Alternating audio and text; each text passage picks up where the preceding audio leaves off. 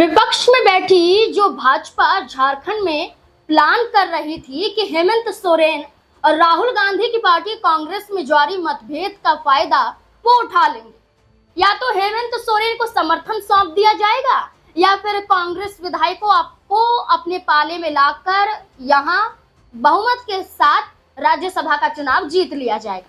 लेकिन अब माना जा रहा है कि बीजेपी के इसी प्लान पर पानी फिर गया है। कांग्रेस ने एक ऐसा तगड़ा जवाब दिया है जिससे भाजपा का झारखंड राज्यसभा चुनाव में एक सीट भी जीत पाना नामुमकिन माना जा रहा है। कैसे, चलिए बताते हैं। दरअसल राज्यसभा चुनाव के मद्देनजर बढ़ते तापमान के बीच कांग्रेस पर्यवेक्षक भूपेश बघेल और अजय शर्मा ने मुख्यमंत्री हेमंत सोरेन से मुलाकात की और मुलाकात कर झारखंड मुक्ति मोर्चा के नेताओं की नाराजगी दूर करने की कोशिश की। हेमंत सोरेन से भूपेश बघेल और अजय शर्मा की मुलाकात के बाद कांग्रेस नेताओं की ओर से दावा किया जा रहा है कि इंडिया गठबंधन में अब आपसी सहमति बन चुकी है, सब कुछ ठीक हो चुका है। पार्टी नेताओं के अनुसार अब ये लगभग तय हो चुका है कि झारखंड मुक्ति मोर्चा और कांग्रेस एक एक उम्मीदवार चुनाव में उतारने जा रही है।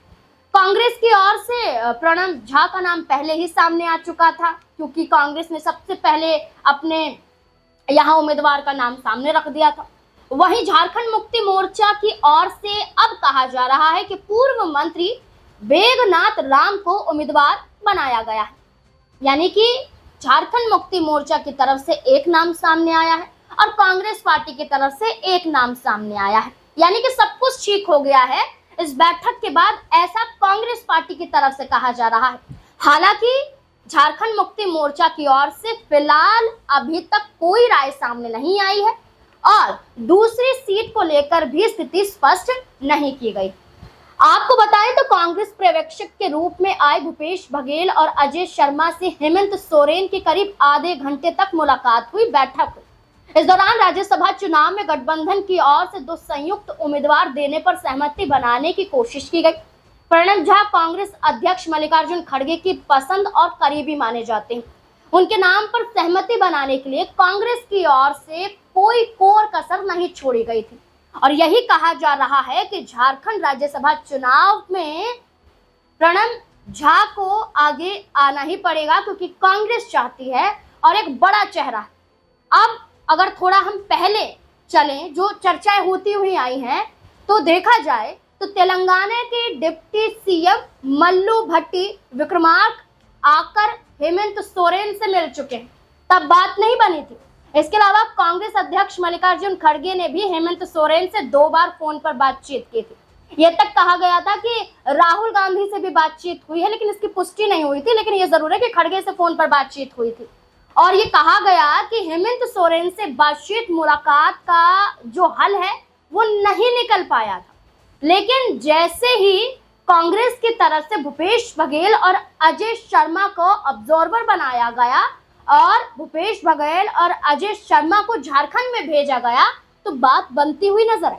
अब मुलाकात के बाद मुख्यमंत्री आवास के बाहर निकलते ही भूपेश बघेल ने दावा किया था कि कहीं कोई गतिरोध नहीं है, यानी कोई रुकावट नहीं, और महागठबंधन के उम्मीदवार राज्यसभा की दोनों सीटों पर जीत दर्ज करने वाले हैं।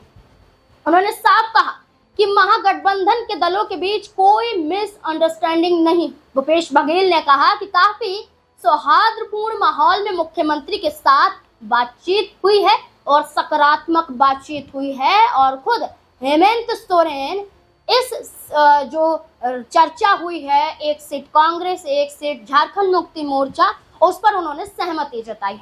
जहां भूपेश बघेल ने कहा तो वहीं अजय शर्मा ने कहा कि इंडिया गठबंधन बहुत मजबूत है और महागठबंधन दोनों सीट जीतने जा रहा है। जहां तक झामुमो के नेताओं की भावना का सवाल है, पार्टी के अंदर ऐसी भावनाएं आती रहती हैं, इसको हम डिनाई नहीं कर सकते, लेकिन अंतिम फैसला तो नेता को ही लेना है। उनकी बात मुख्यमंत्री और झारखंड मुक्ति मोर्चा के केंद्रीय अध्यक्ष हेमंत सोरेन से हो चुकी है। कहीं कोई कंफ्यूजन वाली स्थिति नहीं। आपसी सहमति का हवाला देने के बाद पूर्व मंत्री बेगनाथ राम को झारखंड मुक्ति मोर्चा प्रत्याशी बनाए जाने के बाद मुख्यमंत्री हेमंत सोरेन ने पार्टी के विधायकों, सांसदों, मंत्रियों और वरीय नेताओं के साथ एक उच्च स्तरीय बैठक भी की।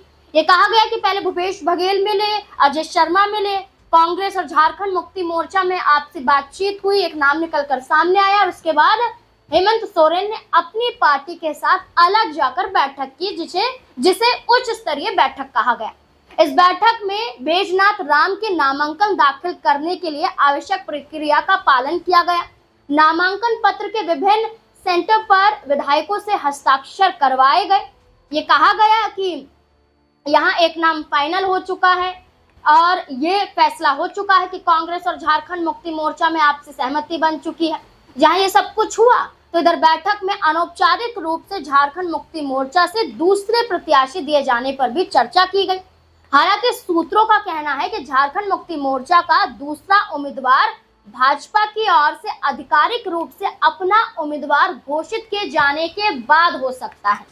ये कहा जा रहा है कि पहले तो सहमति एक एक सीट पर बन गई, लेकिन अगर आपसी सहमति को लेकर जो आपसे चर्चा हो रही वो आगे दिनों तक नहीं टिकी रही, यानी कि नामांकन प्रक्रिया से पहले तक नहीं टिकी रही, तो यहाँ दूसरी सीट पर भी उम्मीदवार घोषित किया जा सकता है। कांग्रेस की अगली रणनीति और व्यवहार पर निर्भर करेगा, ऐसा झारखंड मुक्ति मोर्चा का कहना है। बैठक में प्रत्याशी बैजनाथ राम के अलावा स्टीफन मरांडी, मथुरा महतो, योगेंद्र प्रसाद, दीपक बिरुआ, आलोक सोरेन, सुदिव्य कुमार सोनू, हफीजुल हसन, बसंत सोरेन, सुदीप गुड़िया, धनंजय सोरेन समेत लगभग सभी विधायक शामिल रहे। हालांकि कांग्रेस की तरफ से स्थिति जो है वो साफ है। ये कहा जा रहा है कि उनकी तरफ से कोई मामला नहीं फंस रहा है, क्योंकि ये कहा गया कि उन्होंने खुद सामने आकर मीडिया से बातचीत की। लेकिन अभी हेमंत सोरेन के पार्टी की तरफ से एक नाम आगे किया गया है, दूसरी सीट को लेकर स्थिति स्पष्ट नहीं की गई है, इसलिए अभी पूरी तरह से नहीं माना जा सकता। इस बीच में एक और बड़ा पेच फंसता हुआ दिखाई दे रहा है। ये कहा जा रहा है कि कुल 6 नामांकन पत्र अभी बिक चुके हैं, जिसमें ये कहा गया कि 6 जून को जो 5 फॉर्म खरीदे गए इनमें कांग्रेस प्रत्याशी प्रणव झा शामिल थे, झामुमो प्रत्याशी बैजनाथ राम, इसके अलावा भाजपा नेता गौरव वल्लभ, 2 बार झारखंड से राज्यसभा सांसद रह चुके परिमल नथवानी, YSR कांग्रेस पार्टी के पूर्व राज्यसभा सांसद विजय साई रेड्डी शामिल है। रवि कुमार यादव उर्फ रवि पीटर पहले ही फॉर्म खरीद चुके हैं। ये कहा जा रहा है कि इन लोगों का फॉर्म खरीदना ये बताता है कि कोई बड़ा खेल हो सकता है। सबसे अधिक चर्चा परिमल नथवानी और आंध्र प्रदेश की राजनीति के चर्चित चेहरे रहे विजय साई रेड्डी की एंट्री को लेकर। दोनों ने निर्दलीय उम्मीदवार के रूप में नामांकन पत्र खरीदा है। इससे राजनीतिक गलियारों में ये सवाल गूंजने लगा है कि आखिर इन्हें किसका भरोसा मिला है, यानी कि किसका साथ मिला है। राज्यसभा चुनाव के लिए किसी भी निर्दलीय उम्मीदवार को नामांकन के साथ 10 प्रस्तावकों के हस्ताक्षर देने जरूरी होते। ऐसे में अब सबकी निगाहें 8 जून पर टिक गई हैं, जब नामांकन दाखिल होंगे और प्रस्तावकों के नाम सार्वजनिक होंगे। इन्हीं नामों से कई राजनीतिक रहस्यों से पर्दा उठ सकता है। चर्चा का दूसरा सबसे बड़ा केंद्र जो माना जा रहा है, जो बड़ा केंद्र देखा जा रहा है, वो है विजय साई रेड्डी।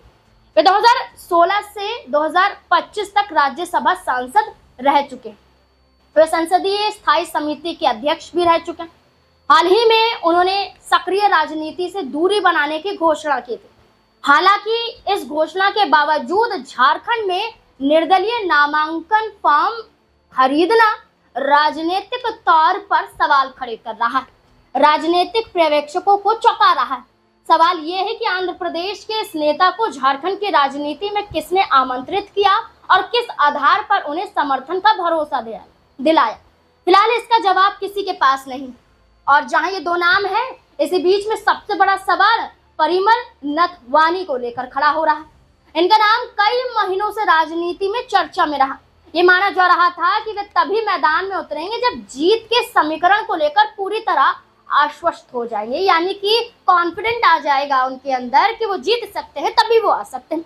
राजनीतिक सूत्रों का कहना है कि नथवानी को मुख्यमंत्री हेमंत सोरेन के संकेत का इंतजार था। दूसरी तरफ ये चर्चा भी तेज है कि भाजपा 2014 की तरह इस बार भी नथवानी पर दांव खेल सकती है। भाजपा ने अभी तक अपना कोई उम्मीदवार घोषित नहीं किया। यहाँ तक कि जो हम खबर बता रहे हैं अब तक भी कुछ ऐसा नहीं किया, जबकि नामांकन की अंतिम स्थिति सिर पर खड़ी है। जैसा कहा जाए कि 8 जून नामांकन की प्रक्रिया शुरू हो जाएगी, यानी कि अगले दिन। और ऐसे में देखा जाए तो ये बड़ा सवाल बनता है कि बीजेपी ने उम्मीदवार नहीं उतारा और निर्दलीय पर्चे खरीदे जा रहे हैं। इसके अलावा भाजपा नेता गौरव वल्लभ ने पर्चा खरीदा है, ये भी एक बड़ा कारण माना जा रहा है। सीधे सीधे तौर पर कहा जा रहा है कि ये नाम चौंका रहे हैं और ये नाम बता रहे हैं कि भारतीय जनता पार्टी अंदर खाने इन्हें समर्थन दे रही है और निर्दलीय उतार कर क्रॉस वोटिंग के जरिए चुनाव जीतना चाहती है। तो ये एक बड़ा सवाल बन जाता है कि आखिरकार होगा क्या झारखंड राज्यसभा चुनाव में। वहीं ये कहा जा रहा है कि जहां ये नाम सामने आए तो वहीं परिवार को लेकर भी कई संकेत मिल रहे थे कि हेमंत सोरेन को लेकर जयश्री जो सीता सोरेन की बेटी हैं वो उम्मीद जता रही थी। सबकी निगाहें टिकी हुई थी कि अगर कांग्रेस पार्टी के साथ झारखंड मुक्ति मोर्चा के मुखिया हेमंत सोरेन नहीं जाते हैं तो दूसरी सीट पर उम्मीदवार उतारना पड़ सकता है। और इसी को लेकर जयश्री सोरेन ने कहा था कि वो चाहती हैं कि उन्हें एक मौका मिलना चाहिए, उन पर भरोसा जताया जाना चाहिए, काबिलियत अगर उनमें नजर आती है तो हेमंत सोरेन उन्हें मौका जरूर दे। और ये कहा गया कि हेमंत सोरेन को जयश्री को मौका देना चाहिए, टिकट देना चाहिए, क्योंकि जयश्री के जरिए सीता सोरेन के वापसी के संकेत मिल सकते हैं। और सिर्फ संकेत नहीं बल्कि ये माना जा रहा है कि भाजपा के कई विधायक भी टूट सकते हैं। ऐसे में ये भी एक बड़ा मौका माना जा रहा है। हालांकि अब अगर मगर के बाद देखना होगा कि औपचारिक रूप से क्या फैसला लिया जाएगा, किसे खुश किया जाएगा और किसे नाराज किया जाएगा, इसका असर क्या पड़ेगा, ये देखना काफी दिलचस्प होने वाला है। लेकिन इस मुद्दे को लेकर अब आपकी राय क्या बनती है? क्या वाकई झारखंड मुक्ति मोर्चा को दोनों सीटों पर चुनाव लड़ना चाहिए या कांग्रेस पार्टी को एक सीट दे देनी चाहिए? अगर एक सीट दे दी जाती है तो फिर सीता सोरेन के वापसी या जयश्री का चुनाव लड़ना मुश्किल हो जाएगा। लेकिन तमाम स्थिति राजनीति में देखी जाती है, सिर्फ परिवार का हवाला नहीं दिया जा सकता है। लेकिन अब ये देखना होगा कि फैसला क्या होगा। आपको क्या लगता है, क्या फैसला लेना चाहिए औपचारिक रूप से हेमंत सोरेन को? अपनी राय कमेंट सेक्शन में जरूर दें। धन्यवाद।